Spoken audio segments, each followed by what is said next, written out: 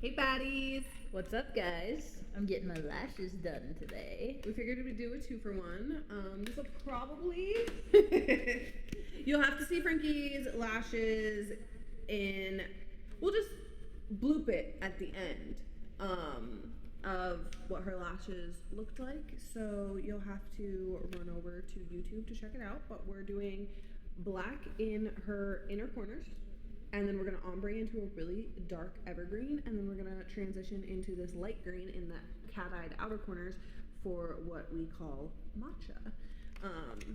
And actually, as I'm saying that out loud, I have to transition this because the first time I did Frankie's lashes, I did cat eye. She hated it. She didn't hate how it looked, but psychologically she hated it because she was ripping and picking and pulling at her outer corners. So I have to do more of like a doll eye on my beautiful wife because she is picky. So Yeah, and you guys are gonna see, if you're watching this on YouTube or on Facebook, the first-hand experience of how shitty of a lash client I am because I have sensory issues. So wish me luck. Pray for me. Send me a good word. Purposefully didn't start recording until now because I just removed Frankie's lashes and I knew how horrible she was gonna react, and of course she did. She's like, "Why does it feel like this? Why is it burning?" And I'm like, I don't know. Even when my other clients say that it's burning, it subsides for 2 seconds because they like scrunch their eyes or like open in the middle of a removal, and then they get a little bit of it in their eye, and I have to rinse them and cleanse their lashes, and that's pretty much the only way to like end that feeling. So I was like, I don't know. Nobody else. I have sensory issues. I'm sensitive. So, yeah, you are sensitive. I will say though, I hate the lash cleansing. Like when she has to take the brush and no, it makes my toes curl. I was literally sitting here like gripping my fucking. She was white knuckling, gripping the inside of her own arm because she just hates it that much. I'm gonna show you guys my pretty little lash tile so you can see what I'm doing today. How cute are those colors gonna be? Okay, so it's literally gonna go black to the dark green to the light green. It's gonna get, the longest point is gonna be right here in the middle, and then I drop her back down to a shorter length in her outer corner. So what we're gonna do, sanitize your rubber hands. ASMR hand sanitizer. You just bump the shit out of that fucking microphone. Okay, now you have to be a lash client. Okay. I take my silicone under eye gel pad, hypochlorous spray. Get with it, okay? Spritz a little bit of that shit. Okay, this is where Frankie is going to start to be a not so great lash client. It's the cleansing process for her, and typically with my regular lash clients, I will cleanse your lashes before I do any of this. I just did a removal on her, and then we cleansed her, so she doesn't need that again. And we did that off camera because Frankie hates it. I hate taping too. This is Yeah, the taping is also, look, she literally just tried to jump away from me. It's my instinct. Yeah. When I was taping her up to do her removal, I literally was like, "Are you done blinking?" Because every time I went to come in with the tape like this, she was like, she says. So I just want to get her bottom lashes taped out of the way so that we can I gotta remember to breathe. I hold my breath. Once we start, we'll dive into the... Ooh, I hope that was like ASMR-y, like the spritz of the hypochlorous spray. Okay, we're gonna... I put my silicone under eye pads underneath. They don't hold a single lash down because they're not sticky. They're not gonna do anything. Are you done? Mm-hmm. Good. Great. Even if I hurt you today, you can't say it because it'll be on camera. Okay. For the record, she's never hurted me. I know, but God forbid, the one time I like take someone's eyeball out, it'll be while we're recording. You know what also sends me in a fucking tism though? It's the fact that I had to have my eyeballs open and you got long ass fucking pointy nails that you be using to tape this shit down, so it just, you got like a pointy thing I sticking have in my fucking eyeball. In the 10 years I've been in this It doesn't industry, matter. Ask anybody with a fucking autistic trait. They're gonna be like, no, pointy things in your eye is a no. And you got like fucking daggers that you be just straight looking in my retina.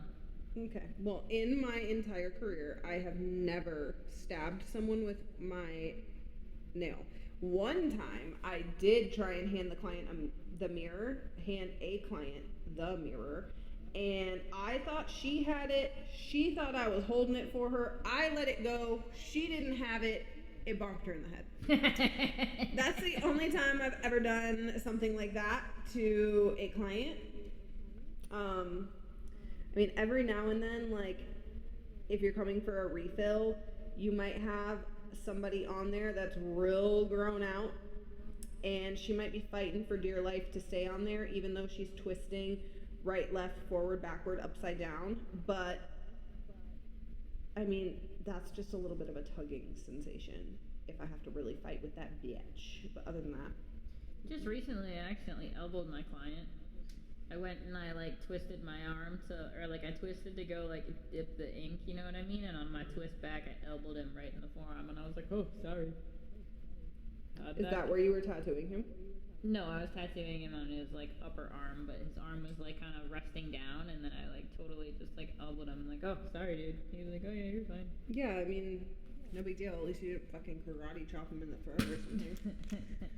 Okay, honey, what are we talking about today? We didn't really talk about what we want to talk about today. We just kind of dove right in.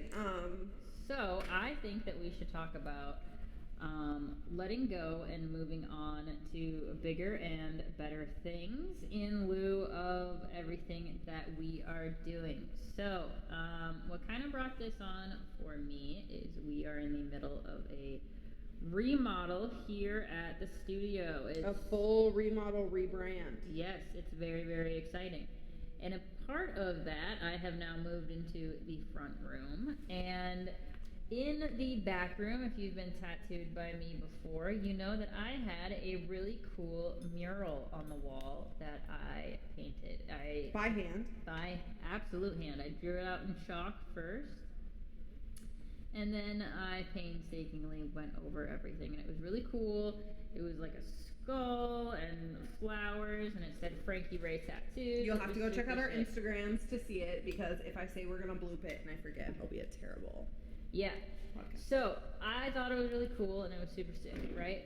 Well, with our new remodel and new rebrand, I had to paint over it. Well, not I had to, but in order to make everything cohesive, in order to do the rebrand and remodel, we needed to paint over that. And I feel like that's a really good talking point with life, right? Because sometimes, we have to let go of, things that even we were proud of in order to make room for things that are even better and even more amazing. And that's all part of evolution of self, right? Because a lot of I just want to pause and show the people that are watching on screen. My adhesive's pink.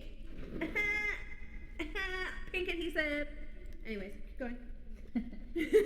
So anyways, like I was saying, I feel like it's really easy for people when they are growing and when they are self-evolving to give up things that are obviously negative or obviously bad, right? It's very easy to look at that toxic situationship and be like, okay, that needs to go. It's very easy to look at, the horrible work environment and be like, okay, that needs to go.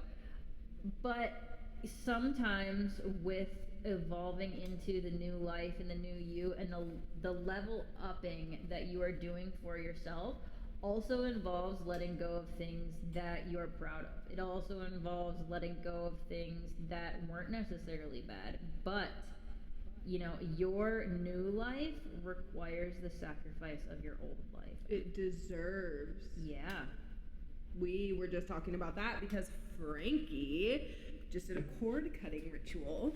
I did. And are you okay talking about that? Oh yeah, let's go for it. The cord cutting, I specifically kept telling her, and I did a cord cutting on myself back about 2 years ago when I moved into my apartment post-divorce, and I was just ready to let go of that person, let go of that piece of my life, and really like sever my emotions and my emotional connection. You know, I just was ready to be like, you know what?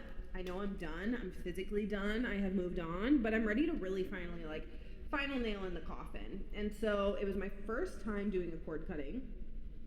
And so, long story short, when Frankie first moved here, I told her that I thought after everything she had gone through and everything that she was going to achieve in this next realm, she needed to do a cord cutting. So we did that. If you don't know what cord cutting is, we took a black candle and a white candle. You can look it up yourself if you feel so inclined, because there's kind of like, there's no right or wrong way to do it. I mean, but there's a million ways to do it. There's a million different things you can do when it comes to your journey and your growth and whatever you believe to work for you ritualistically. So what we did is we took a white candle and a black candle, about yay big, and we wrapped them with twine that was made out of hemp that we wrap around the two. So we put them about 4 or 5 inches apart. Use a little bit of the wax from the bottom of each candle. So you take the candle and you take a layer to the bottom of it, just get it nice and melty. It'll drip onto your like surface, your plate, whatever you're using, and you just stick it in itself to get it to stand. And then we wrap the twine around the 2 candles to almost connect them.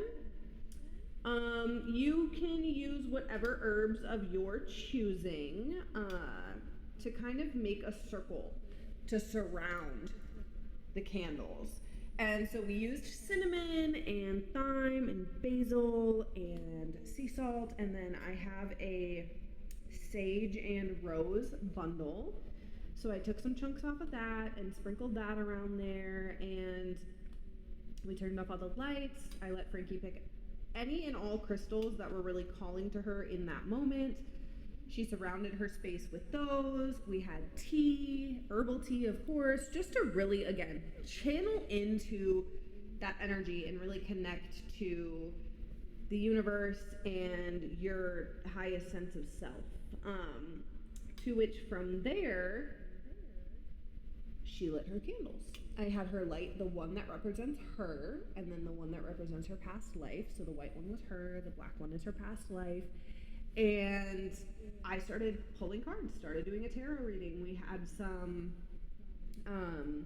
ritualistic kind of chanting music on as well, just to really, again, set that tone and really bring your vibrations to a higher level while you're doing this, because not only are you're releasing energy, but you want to release and then grab on to what's coming next. So we were doing that, and all of her cards and everything just kept saying like, go, you've got to let go, which is so like, that's literally the whole point of a cord cutting, and that's literally what all of her cards were simultaneously saying. We're like, girl, let go, move on.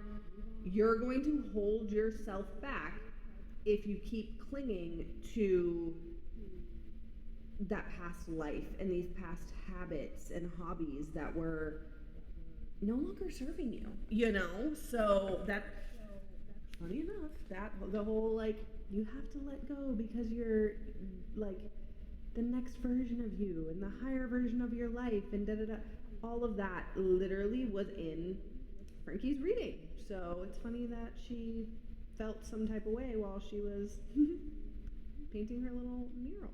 Yeah, and I feel like I said, you know, it's easy to let go of things that are negative. It's a lot harder to let go of things that are positive or even things that are neutral, right? So if you've seen our last podcast on why I had to leave Minnesota, you know, there was a lot of things that I did need to let go of as far as moving here and starting my life over. And not all of them were necessarily bad, you know. I had my own business. I had amazing clients. I had a reputation as a tattoo artist out there. Sometimes it's also really hard in those spaces, and even when you're on your healing journey, to realize what wasn't serving you and what actually was not good for you, you know? Yeah, 100%. Because like I feel like you kind of get blinded to what's good and what's bad just because things are how they are, right? You become stagnant in a sense, and I feel like there are some things which we won't talk about fully, but there are still some things that I'll be like, baby, that's not benefiting you. That person is no longer benefiting you. Like, this is not something that you need to take into the next version of your life. But that's for you to make those decisions. And when I say you, I know if you're watching this on YouTube, you saw that I pointed at Frankie, but saying that means like you as the listener. There is no right time. There will be a time, but it's up to you who's on the journey to decide when that right time is and what you're letting go and when and all of that. It's nobody else's call. You'll be the one, when you and the universe are ready for you to take that next step, you will take that next step. Absolutely. I saw a thing on, I think it was like Facebook or TikTok. It was literally like a little animation of this person who asked the universe, I want this brand new thing. And the universe said, okay, I'll give it to you. But then it took everything in this little person's life and completely got rid of it. And the person was like, what the heck? Why did you get rid of everything? I said I wanted this new thing, not that I wanted you to destroy everything. And the universe responded and said, well, I didn't destroy everything. I just got rid of what was holding you back from what you said that you wanted. So if you want these things back, then fine, you can have them back. You can have your old life back at any time. But that means you're not going to get your new life. And I feel like with letting go of things, that's where it becomes really difficult, is because letting go of things that are in the neutral category or are in the not so obviously hurting you category, right? It becomes really difficult because you are comfortable where you're at, and growing is a really uncomfortable thing, and these things are familiar, and it's really easy to rationalize when things or people or places or work environments. It's really easy to rationalize when these things are holding you back, or when you need to hold on to them and when you don't want to let them go. It's easy to say that when you are comfortable and when you are scared to take that leap into the better version of who you are, because ultimately who you want to be requires the sacrifice of who you are now. 100%. And the letting go does not have to be of your entire life. In some instances it does, right? Like if you watched episode 9, you will be like, oh yeah, shit, Frankie, you had to leave everything behind. But Sure did. sometimes it's just a matter of you can no longer be friends with the people that you are currently friends with because they are not evolving in the same light as you. You can no longer stay in the relationship that you're in because you are currently taking care of a child, and you will not be able to evolve because you don't have the space to take care of yourself. You can't open your own business and run with it because you're still working your 9 to 5, and when you get home from that, you're exhausted. So there's a lot of different ways to view that scenario, and it also think of a butterfly. The butterfly didn't want to have to leave its cocoon. It didn't want to have to not be a caterpillar in those moments. Like, those things are probably extremely painful and uncomfortable, but at the end of it, you emerge this big, beautiful butterfly, you know? So that is quite literally like an analogy that I feel like we hear used so many times when it comes to the evolution of yourself or your life. So to throw that out there on top of everything we just said, to give you guys an idea of it'll be worth it, you know? It'll all come full circle.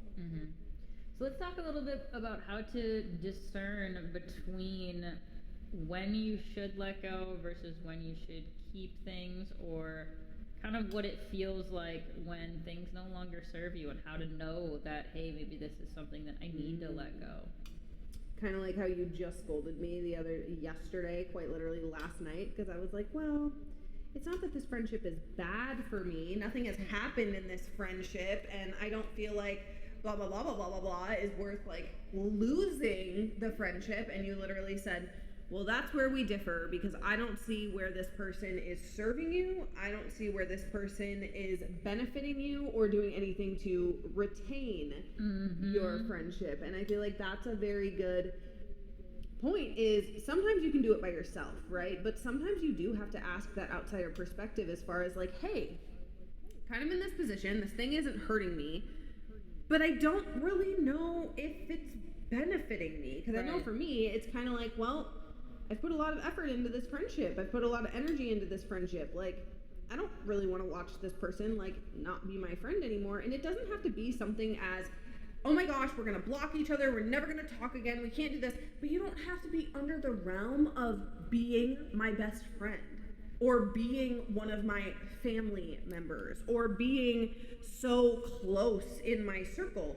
It could simply be, we just need to take a beat, dog. Like, but I feel like a lot of people, when it comes to relationships and friendships, quickly get offended when you're like, look, dog, we're not moving in the same direction. I think we just need to, like, take a little bit of a break from each other, whatever, especially if you're two females. Females can easily get a little in their fifis about it, and immediately block, stop sharing location, unfollow, never trust this fugly slut ever again type of mean girls drama. And it doesn't have to be that way, you know? And same with, like, leaving a job. It doesn't have to be this big blow up, oh my gosh, they were terrible, they did me so wrong, I'm not even giving them a 2-week notice. It could literally just be, hey, I'm gonna drop down to part-time, and then on this date, in 30 days, 60 days, however long, I will officially leave said company. So it doesn't have to be super toxic and huge and dramatic, okay? Right. And I think that a good way to even tell, like, whether or not these things need to happen is picture your best version, right? Whether that is, you know, that person having friends, or that person in your dream job, or, you know, whatever your goals may be. And really ask yourself, is this person, is this place, is this job serving me in my best interest to get me to the place that I'm trying to go? And if the answer is no, then it's pretty obvious what you need to do. But even if the answer is, I don't know, maybe this thing is a little bit more neutral, maybe this thing is keeping me where I'm at, then really you got to think about whether or not it is the best decision for you. Because ultimately, you should be surrounding yourself with people, places, and things that are propelling you into the best version of yourself, that are propelling you into the future you that you crave to be, that you're trying to get to, right? Because things that hold you back also are things that are not so obvious, right? They're things that keep you complacent, right? There was a quote that I saw that said, complacency is where dreams go to die, right? Because when you're complacent, when you're comfortable, there's no reason for you to want to be climbing that ladder. There's no reason for you to want to be in the cold uncomfortability that is required for growth, right? So if you are in a job, if you're in a situationship or a friendship or whatever the case may be that's keeping you complacent, then that's maybe something that you need to evaluate for yourself and think, is this going to propel me into the area that I want to be, right? You know, while you were just talking, I had a whole, like, internal therapy session about that's probably why I am constantly, like, go on the move, is because comfortability literally freaks me the fuck out. One, I have trauma with any time I've been comfortable is when something hits the fucking fan. So if I keep running, nothing will happen, nothing will catch up to me, which is not true. But two, I feel like the idea of being one of those people who is so complacent and just, like, not doing anything? Hell no. Absolutely not. I need to, what's next? What's best? What's better? How can I do better? And not just on a business aspect, but in the gym, in our home, as a partner, as a friend, right? So I just had a whole like internal therapy session, and I was like, you know what, I'm gonna share these thoughts with the folks because somebody's gonna relate to that. Yeah, and even in our relationship, I know that we've talked about in the past how often she literally will turn to me and ask me, how can I be a better partner for you? Is there anything more that you need from me? We've talked about that on other podcast episodes. I know, that's what I said. Oh. When you said we've talked about it in the past, I thought you meant you and I, and I was like, oh, no. We talk about everything. We do talk about everything, yeah. But yeah, so I feel like discerning between those two things is really important for your self-evaluation, because ultimately you should be constantly trying to evaluate where you're at versus where you want to go, and if the actions that you are taking today is going to lead you into the you that you want to be tomorrow. Because ultimately, how you act and how you proceed today is going to directly determine what tomorrow looks like for you. 100%. What a good one, babe. Thanks. I was having a whole tism attack because whatever the frick you just did to my eyeball. Pulled the tape off of your inner corner. God, I knew it was going to drive you fucking nuts, but die, I was dude. like, I would rather do this now while you're talking to maybe distract you a little rather than like while you're silent. Every little fucking poke that you did there. Oh my god, I literally just pulled the tape off because I had tape lifting your inner corner so that I could really see like what I was doing. Yeah, so anywho, back to topic. Like I said, guys, you're gonna see my full fucking tism right now because like I love the lashes that my wife does. She's the most amazing lash artist I've ever seen in my entire life. But I can't I fucking hate getting lashed. It's a tism nightmare. And we're going to Pride tomorrow. By the time you guys see this, we will have already attended the Pride parade. And I was like, oh, we should totally bring like some business cards. How cool! Like really pass them out and whatever. And then I was like, damn, because anytime somebody's like, oh, I like your tattoos, I'm like, thanks, my wife's a tattoo artist, da, da, da. But I was like, girl, your lashes look like. She had maybe 10 lashes on this left eye and like 6 on her right eye because we just haven't had the time, honestly. So we are busy ladies, okay? We've been so busy, and the last time we were supposed to do her lashes, I think we were running. I think the last time we actually were supposed to sit down and do your lashes was the 4th of July. And that's when we decided to record the podcast about you having a bad day. I feel better now, by the way, guys. Watch Desperate Housewives, ate some ice cream, I'm good now. Yeah. And we were also like, we had plans. We had to go. So between her being like, I'm not having a good day, so if you're not having a good day and you got the tism, you're really not going to want to put yourself in a sensory no. So, and then we had other shit to do. So she was kind of just like, let's just go get our shit over with and come home and watch Desperate Housewives and do nothing. So we did exactly that. And thankfully going out with our friends made her feel so much better. Yeah, it really did. It's getting there that's the problem, though. Yes, it's literally, I have to drag her to like go do anything, and she'll be so resistant to any help from anyone, and I'll be like, Frankie, like as soon as we get there, you're gonna start like hanging with our friends, they're gonna make you laugh, you're gonna eat some good food, we're gonna blow some shit up. 4th of July, we don't blow shit up just any time for fun.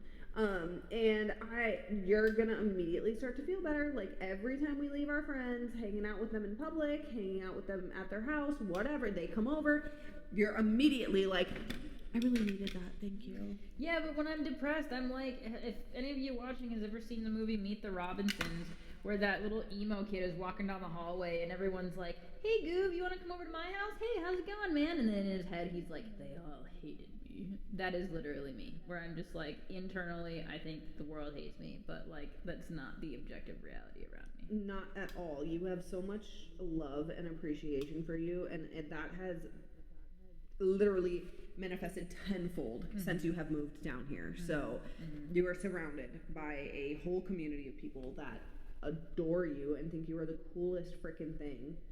Which is a new thing for me. So, you know, going back to our topic here about like letting things go, I had to let go of relationships and friendships that I thought were in my best interest. That I thought that this is as good as friendship gets, this is as good as, you know, even family gets, you know, whatever. And when I say family, I mean like chosen family, obviously, you know, like when you have your BFF. I gave up all of those things, and now that I have this new existence, I swear I would make the trade again tenfold, because you have to give up you know, your old life to make room for the new version of you, you know? So, you know, going into a little bit more, so we talked about the discernment of when you need to, you know, kind of decide when things serve you versus when they don't. What do you think is the first steps in being courageous enough to actually take those steps to let go and to make those big changes? Because it's really scary, you know what I mean? It was scary for me moving states away and starting my business all the way over, letting go of my friends, letting go of my relationships and things like that. What are your thoughts as far as like having the courage to see through and do stuff like that? Yeah, I mean, again, circling back, after going through, like, the thing that I can relate to the most that had to shake up my world and I had to get rid of so many pieces of me was when I went through my divorce. And I feel like I don't know if there's really steps to it, right? Because this isn't a 12-step program. This isn't like the 12 steps to get better and realize that something sucks and doesn't serve you. Like, and I don't have like a how to figure out what's not serving you for dummies handbook. Like, I just knew inside of me, like, this is never gonna work. Like, this is not, but I'm also that kind of person that, like, I cannot let go of something or someone or something that I've been working on until it has burned the hell out of me. Like, 5th degree burns, dude. Because, like, I'm not a quitter. Like, mama ain't raised no bitch, you know? Like, I am a bitch, but mama ain't raised no pussy ass bitch. So for me, I struggle personally with figuring out how to recognize, like, this thing isn't serving me anymore. And since then, I've kind of been able to, like, I don't have to let something as traumatic and detrimental happen to me to realize, like, okay, I don't want to, for me, I think it's more so like I don't want to put up with that shit. But I also don't have to, like I was saying, I don't have to walk away in this big, dramatic, like, fuck you, never talking to you again. That comes when you do me dirty. Or you try and talk to me some kind of way. Or if something starts costing me a lot of energy or a lot of money, I will be like, you know what? I don't think this is going to be worth it. Like, I really don't think that this is worth the time, the energy, the finances, the emotional burden that it's putting on me and my soul. So it's really like having that respect for yourself to see, like, that this isn't worth your time, this isn't worth your effort. Oh, well, 100%. See, this is why I just, like, talk about, like, what's in my head, and she will, like, psychoanalyze it and put it into, like, oh, that's what you're talking about. And I'm like, thank you. So, yeah. Happy to help, babe. Yeah, so I definitely think you're right. Like, it's a level of, you have to have enough respect for yourself to say, I'm not doing that, bro. Like, I'm not gonna put myself in this position again and again and again. I'm not gonna continue to feel this way about myself and my career, my body, my house that I live in, the car that I'm driving, whatever it is, you know what I mean? Like, if it's not giving to my life, I'm getting the fuck rid of it. That shit can go to the fucking Goodwill and somebody else can fucking refurbish that shit later. It's not my problem anymore. Yeah, man. I mean, good luck refurbishing some of the things I've recycled. Oh, burn. I'm gonna need some ice for that burn, man. Oh my god. What about you? Do you feel like there's like this 12-step program? I feel like you can't say yes because I'm still actively trying to convince you that certain things don't serve your life. I mean, I feel like it's easy for, let's say that there was like a 12-step. Let's make it easy. Let's say there's a 3-step, right? There's recognizing that something doesn't serve you. There is getting rid of said thing, and then there's recuperating from said thing. So let's pretend that there is like the three steps, okay? It's easy for me to analyze and to do step 1, to take personal inventory and to say, you know what? This thing is holding me back. This thing is keeping me stagnant. This thing is keeping me away from where I want to go as opposed to propelling me towards where I want to be, right? So it's easy for me to analyze that. The second step, actually taking those actions to let go of said thing, is where I begin to struggle. And I say begin to struggle because I also really heavily struggle with step 3, right? But in step 2, you know, actually taking those actions, I feel like for me, it really depends on what we're trying to that gave you let go. autism. Yes, it Because sure you did. said for me. Yeah, whatever the heck she just did to my eyeball just gave me like a whole fucking spinal ick. So anyway,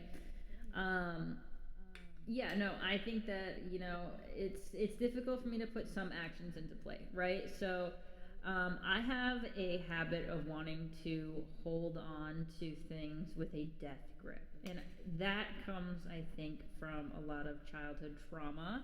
And it comes from a lack of stability in my life as a young kid and a young adult, right? I also think it goes hand in hand with the fact that you know you hate step 3 so much that you're like, well, if I let go of this thing, I have to deal with all the fucking emotions that come with it. That is true, you know, but I really do think that it's a big control issue because, you know, if I don't let go, then I don't have to deal with the instability that comes with step 3, right? And I think that's where the courage comes in, right? Is knowing that things aren't going to be as catastrophic as you think they are to let go of it, right? So let's go into like, you know, a divorce or a breakup, right? So, you know, let's say you have kids, your families are intertwined, you have been together forever, the kids have soccer practice, what are you going to do? You catastrophize all of these things and stay in an unhappy marriage and relationship. And for what? Okay, co-parenting isn't the end of the universe.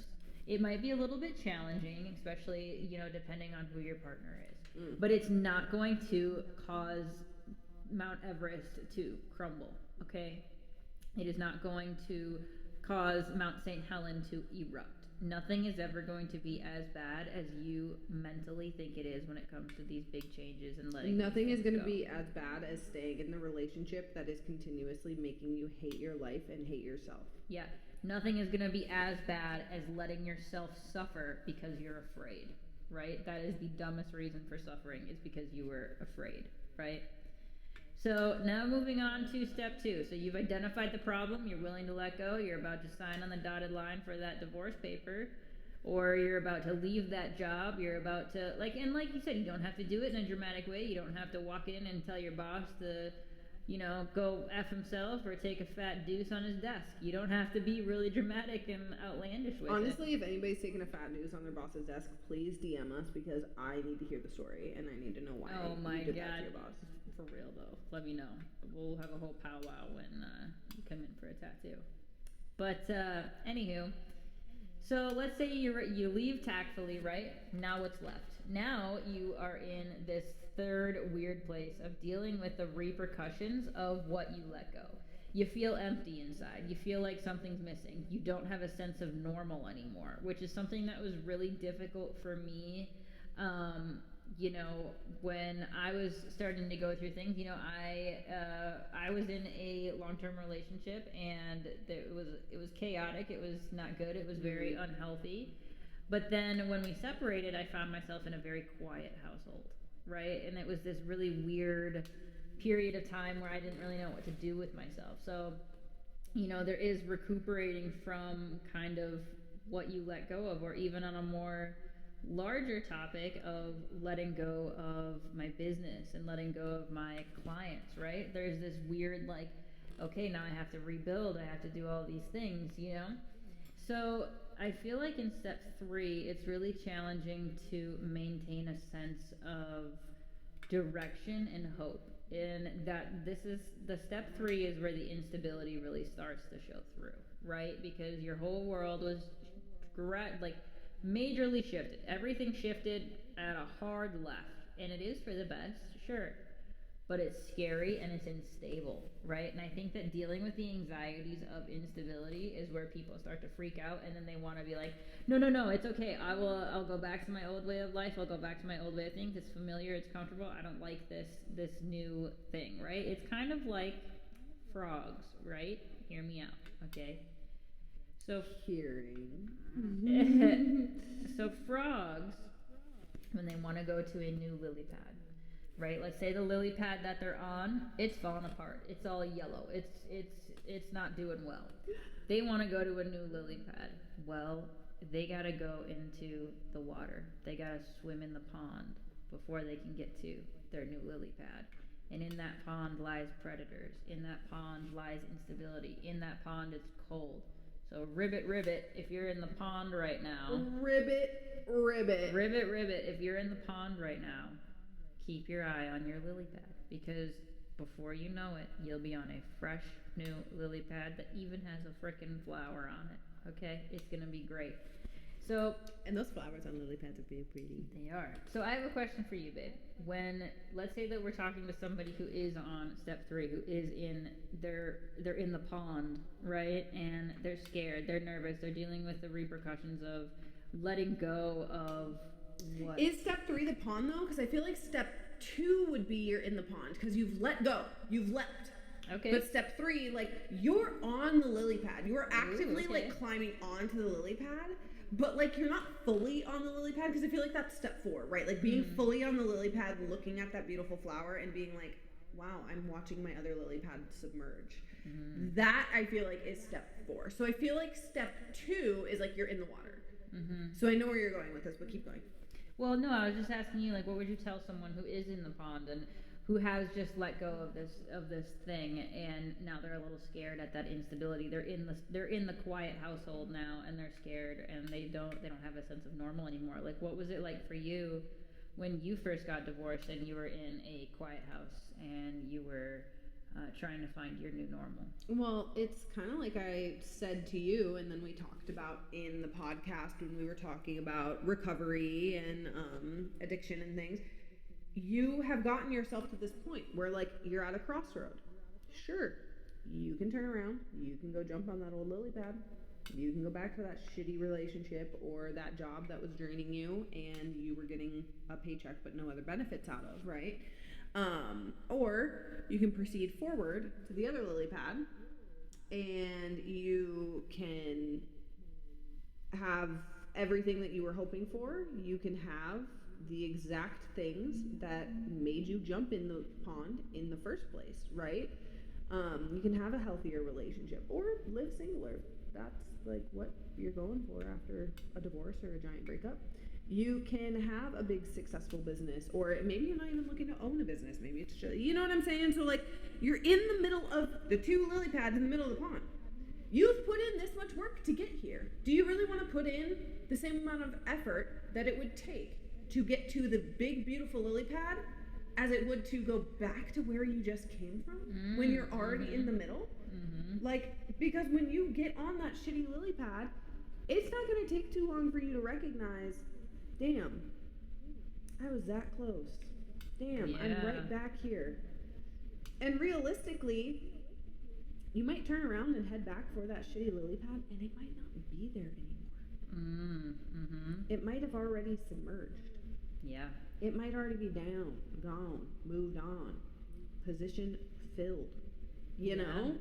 So you may as well keep trucking forward because you don't know, you have no idea what's going to be behind you because you ain't been looking that way for a really long time now. Mm-hmm. So keep going, right? Like if you're in a position where you're like second guessing yourself, you're probably not jumping straight off into the pond, right?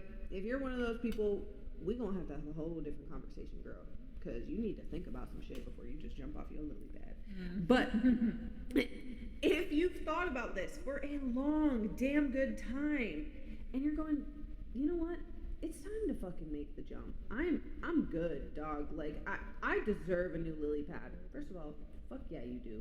Second of all, if you've thought about it that long, that hard, where you are in the and swam so far that you're in the middle of the pond, you probably don't want to go back to that lily pad. Mm-hmm. You kind of got to remind yourself all of the reasons that you left that lily pad, Right? Because it's really easy to romanticize the past when you're no longer in it. Girl, especially when it comes to toxic relationships, Yep. toxic work environments. As soon as there's the slightest bit of instability in this new life, you will immediately start to be like, no, it wasn't that bad.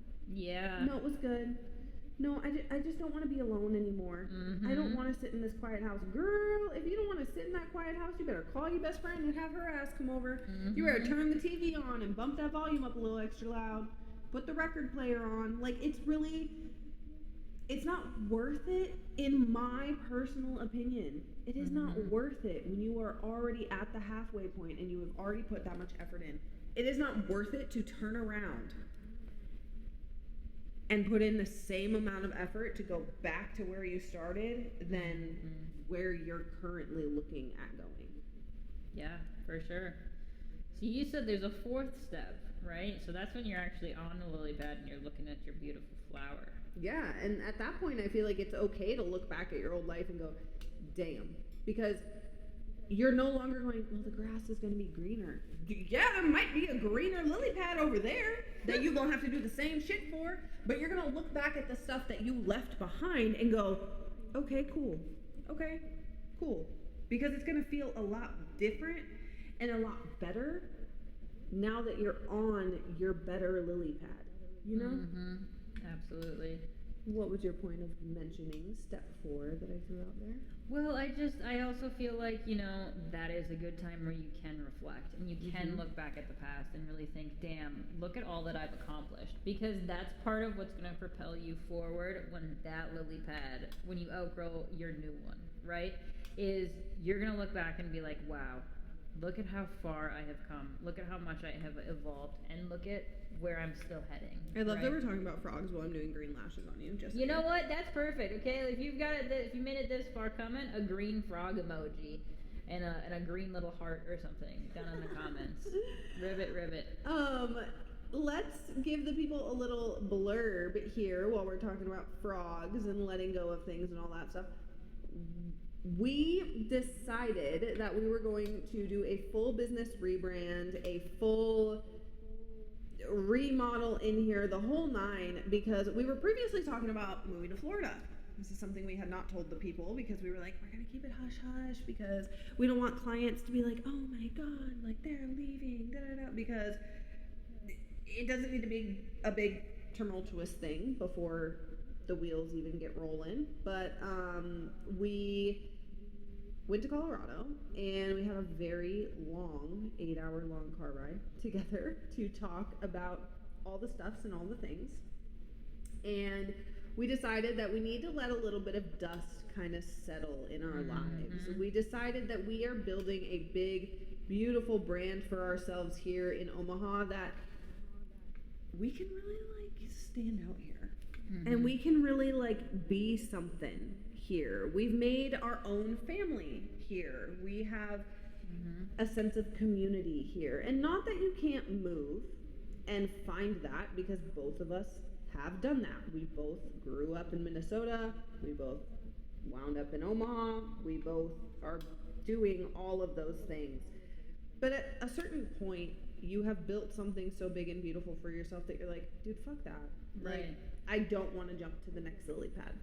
Right, and not only that, but I'm on step 3 of our little steps to letting go right now, right? I needed to really let the dust settle and get comfortable on this beautiful lily pad with my little flower, right? Because I just was in the waters. I just was hanging out with the fucking alligators and all of that crap. I could use a minute to rest before I start swimming again. See, and for me, I can see all these big, beautiful, luxurious lily pads all around me. But I don't have to hop out of this whole entire lake to get there either. I can take my big, beautiful lily pad and expand it here in this lake. I can make this lake feel like an ocean. And I'm okay with that. And I have a couple seagull friends that I can call up and I can go jump from lake to lake or pond to pond if I really, really want to. So with that, we decided that we were going to do our big business rebrand, remodel, etc. here. While we're keeping a lot of it hush hush because we want it to be a big, huge reveal come our grand opening on Halloween. We're projecting for Halloween at the rate that the studio is currently moving with the remodel. We're very ambitious. No, that's not optimistic. Optimistic is the word I'm looking for. We're very optimistic that we will be ready to do our grand opening on October 31st. However, I say tentatively because life be throwing us curveballs, and the second we have a plan, some shit be going on. So we're saying tentatively, but we decided to do this because this will make our two brands that much more cohesive. It will bring our two businesses so much more together, very seamlessly. So it doesn't have to be so beauty and tattoos. It can be one big thing. So that's kind of where, like, we both had to learn to let go of stuff because I built this place. My best friend who I opened this studio with, she and I opened this, and fuck you, Taylor. The second we got our LLC approved, business loan, rocking and rolling, she goes, I'm pregnant. And I said, are you fucking kidding me?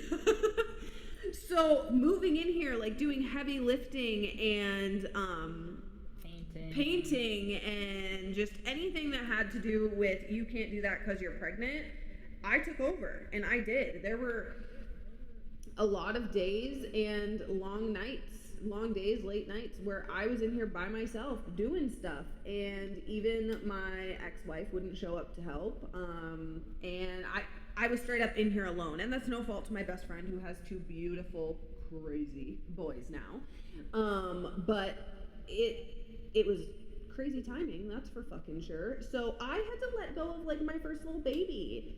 I did a lot of art projects in here. I did a lot of crafting on the walls. I really built this joint to be my own. And then my business partner and I, we were together for, God, what, 3 years? And it just suited her family better for her to leave the practice, leave the business, and I took the whole joint over. So even since that time, holy shit, it's been a year.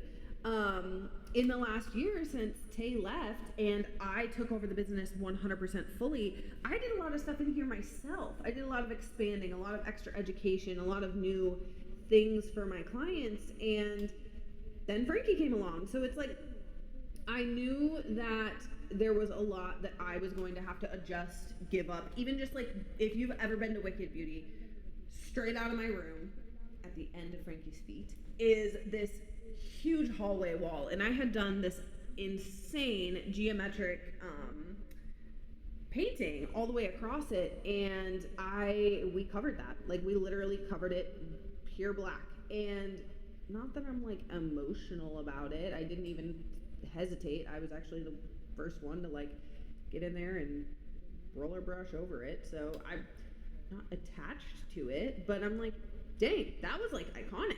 Like, that wall was iconic. So many people were like, that's so sick, you know?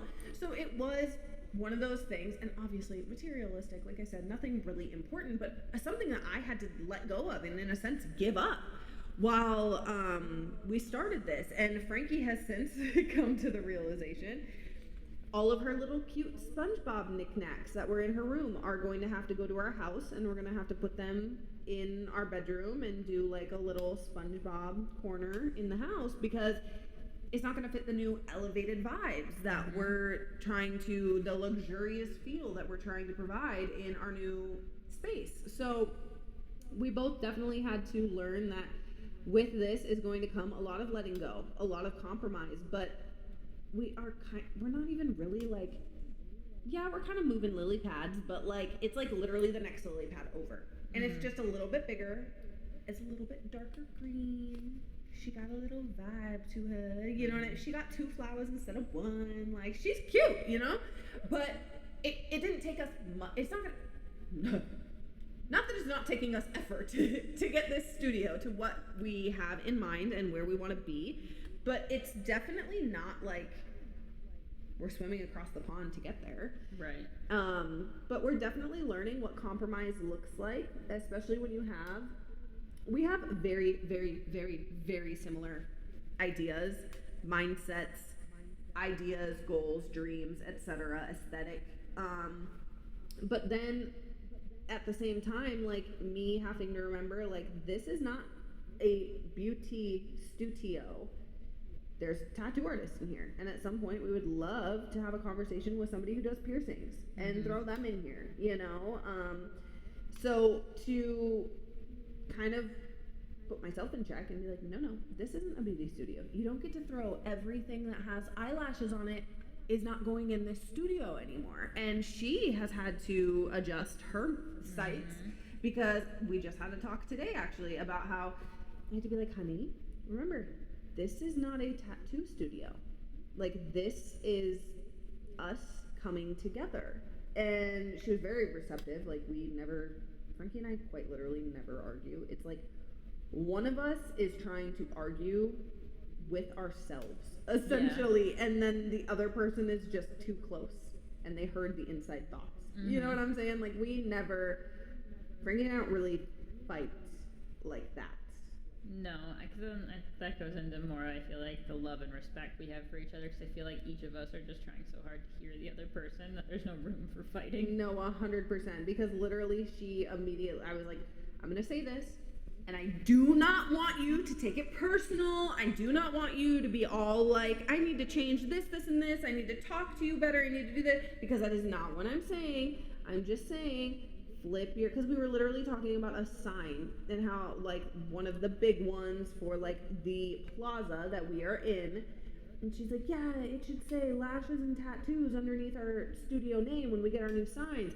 And I was like, I thought that wasn't our slogan. Like, I thought this was our slogan. And she was like, well, yeah, but for out there, that way people know, like, this is a tattoo studio as well. And she kept saying, like, tattoo studio, they do tattoos. Oh, I want to go check out the tattoo shop. And I was like, Frankie. And she goes, I'm so sorry, I didn't mean it. And I was like, honey, I literally grabbed her on the side of her face like a little child. And I was literally like, honey, you're fine. Like, that is not what I was trying to do at all. You are okay. I don't need you to change anything. I just need you to quit rabbit holing about your tattoo studio. And that's circling back to my point. It's a compromise. We are both learning to, which we do all the time together, but to compromise, to let go of things and give in here, give in there. But neither one of us are, like, upset with this. She asked me, like, 75 times while we were painting, is it too dark? Do you think it's too dark? Is it getting too dark? Do you not like it? Is it too dark for you? And I was like, honey, I would not have said yes to painting every fucking wall in this studio black if I thought it was going to be too dark. I knew what black looked like. It's not like we went to the store and we picked out, like, a blue and we started painting it on, and as we went, I was like, oh shit, this is getting really dark. I don't know. Like, I know what black looks like, okay? Like, thank you. You're colorblind and not me. I actually just showed her 2 green lashes before we started and was like, can you even tell the difference between these two? And she goes, actually, yes, that one is darker than this one. And literally the one is called, for anybody who's not colorblind, the shade that I'm using on her outer corner is called matcha. It quite literally looks like a matcha latte, okay? Like, matcha. Matcha's nasty. If you drink matcha, just, you know what, go to therapy or something. I drink matcha, shut up. Go to therapy. Why would you do that to yourself? And the other one that I showed her was neon green. Like, neon green. And she's like, oh yeah, that one's darker, as she points at the matcha green. And I'm like, well, you're not wrong, but you're also not right. Anyways, is there anything else that you feel like we should throw at the people in regards to letting go and kind of, like you said, discerning, like, what is meant for you, what's no longer serving you? I feel like we've been all over the place, but I'm gonna keep it so real. That is just how it goes when you're getting lashes done by me. Like, we are just ding, ding, ding, ding, ding, ding, ding. So, recapping, right? Get out a piece of paper. These look so fire, bro. I'm really excited. I can't see them, but I'm really excited. Okay, so recapping. What I want you to do, guys, I'm gonna send you with some homework. Okay. So what I want you to do is get a piece of paper. Write down where you want to be, right? And write down the things that you're doing to get there, and then write down the things that could potentially be holding you back, right?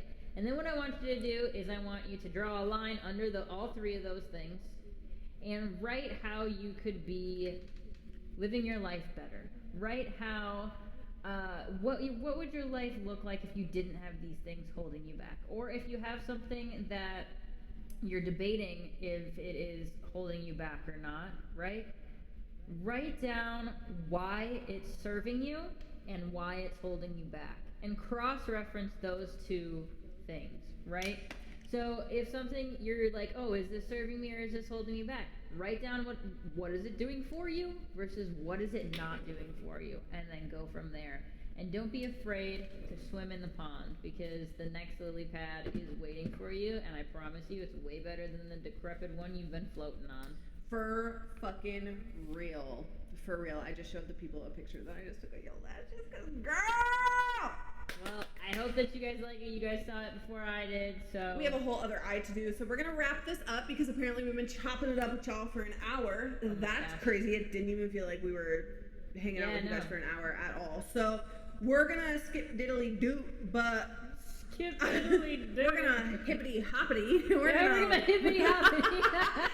We will catch you guys next week. We are probably gonna record our other podcast right here, right now, because that made her lashing experience really fast and really easy, and he made it really fast and easy on me too. So we will see you guys later.